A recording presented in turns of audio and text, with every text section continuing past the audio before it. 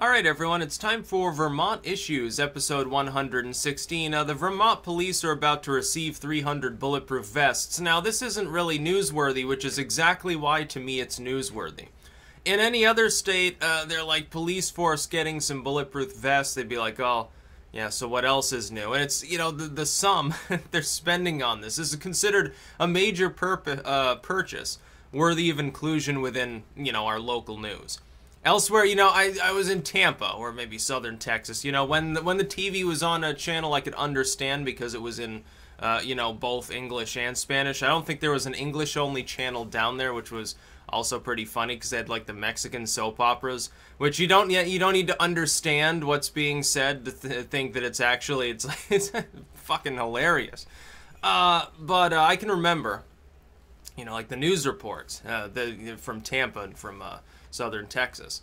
And it's totally different. Like down there, somebody gets 300 bulletproof vests for the police. Like, yeah, the page C if it's covered at all. Up here, it's a major thing. I think this is one of the strengths, actually, of the sort of small-town New England approach, which is that when something like this happens, like within the context of crime and punishment, a crime that would be overlooked elsewhere as not newsworthy is considered more major here beyond just the local community, like just the neighborhood, because you've got so little crime. You don't have to worry about, hey, the police just purchased 10 APCs, several tanks, a mobile drone battering ram, several new helicopters, and a rocket launcher. We don't have that sort of stuff. It's like when Obama was still, when his commissions and bureaus were still allowing, like, police to purchase old military equipment. Vermont turned up its nose at most of it. Like, it refused to obtain the vast majority of those supplies. There was a very limited amount that they, that our state police or any local force ever got. I know the sheriffs here, it's like they were offered APCs and stuff, and they're like, no, we don't really need it. I think there's one up in Burlington. I can remember it was 2008 or 2009 they got one, but I think they stopped using it because they never actually had cause. The amount to maintain it was too great. That's sort of what happens in New England. That's a good thing. It's not a bad thing.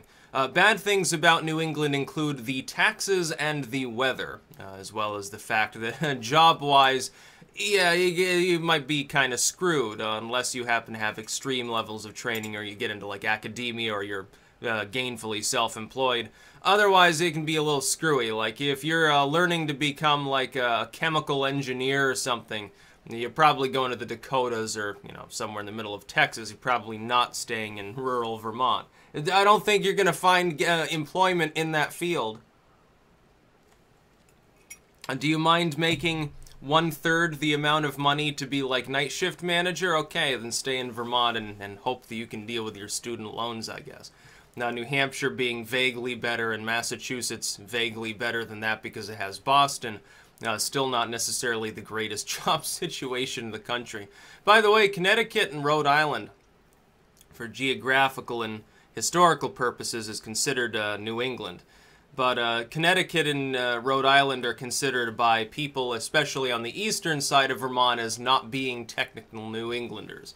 There are juries even out sometimes on Massachusetts, at least within the Boston area. The Commonwealth. Now, I've been playing a lot of Fallout 4 lately, so it's wonderful to be so close to one of these locations. Gotta go, we gotta preemptively stockpile stuff there, make sure we got enough ammo to take care of the Mirelurks in the future. But it's wonderful. Because when I look through, like, the Vermont news, it'd be the lamestream, like the WCAX side of it, like the local affiliate of, I think they're a Fox affiliate or something, which is hilarious. Okay, it's a Vermont station. Or you listen to radio, like, VPR or something, or you look on, like, 7 Days, Vermont Digger, some of these sites. I have to sometimes scrape through older reports or think of something philosophical to even keep this series going, and I can't even have necessarily always a current event, because there's not always something that even a lot of Vermonters would find particularly newsworthy. Like this. I wouldn't even be making this video if it weren't just a symbol of the fact that, yeah, a slow news day here, I guess, because most days in New England, they don't involve, it's not like Florida. It's not like living in a big city. You're living in Atlanta. You're living in Chicago or something. Oh, yeah, we had 10 murders last night. par for the course. Here it's more like, oh, there was a murder. You're going to talk about it for several days because there probably won't be another one for a good long time. That's sort of the way Vermont does business. Again, a little bit different maybe in Massachusetts, but I was looking through years ago, and Boston, even is relative to other large cities, Boston is an absolute palace of safety, which is funny because I've been to Boston a couple times. And, you know, it's still a big city, and there are some areas that are kind of dicey, but even there, it's, like, safer than a lot of places. Even Rutland, it's like we've got the gut, which is kind of, it's a little bit on the rundown side and for several blocks. And it's sort of, it's Vermont's idea of a ghetto, or maybe the south side of the downtown of Burlington. And, you know, relative to other parts of the country, still shining safety. You know, you would expect the Joneses can happily live there with their picket fence, and they won't see any problems, other than maybe the occasional banana peel on the sidewalk. But yeah, I just thought you should know it's a slow day in Vermont, which means it's normal. It's actually, it can be problematic. It's way easier for me to report on stuff that happens elsewhere because stuff actually happens that the average person would find fucked up or really funny or something. Here in Vermont, it's like a cow tipping report or something. Lake Memphremagog got cleaned up. It's wonderful. A lot of people, I had a couple people that didn't realize, I guess, Lake Champlain actually cracked through the national border over into Canada. I didn't know that, like, when I was a kid, I was like, oh, Lake Champlain, it's like Vermont's Great Lake. Then I realized, oh, part of it's in Canada. I'm like, oh, I feel so gypped. Like, that's so terrible. That's about all. Peace out.